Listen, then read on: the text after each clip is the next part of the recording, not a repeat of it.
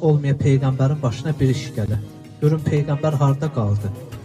Çıxanda gördülər Peyğəmbər məscidin həyətində balaca uşaqları alır çiyninə, gəzdirir. Bir uşağı yerə qoyanda o birisi deyir mənim üçün də dəv ol. Uşaq dilində də, yəni məni də gəzdir. Peyğəmbər də uşaqların qəlbini sındırmamaq üçün, yəni yubanır cəmaat namazına. Salman gəldi dedi, ya Rasulallah, cəmaat yığılıb məscidə, cərgələr düzülüb, sən yoxsan namazın da fəzilətli vaxtı gedir, gəlmirsən. Dedi, ey Salman, heç Allah bunu götürər ki, bu uşaqların qəlbini sındırım, sonra geyim dayanım namaza.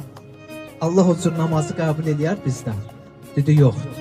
Dedi, bəs onda ya Rasulallah, neyniyək? Dedi, qoy bu uşaqlarla bir şərt kəsin. Çağırdı onların yanına, dedi, sizə bir hədiyyə versəm məndən əl çəkərsiniz.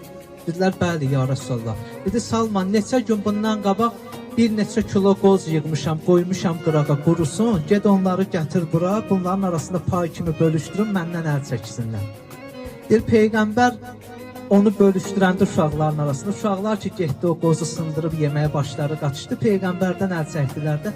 Peyğəmbər məscidə tərəf gələndə Salmana yolda bir cümlə söz dedi ki, qızıldan da qiymətli bir söz. Dedi, ey Salman, bil, yəni bu dünyada 124 min Peyğəmbərin içində iki Peyğəmbəri ən ucuz qiymətə satdılar.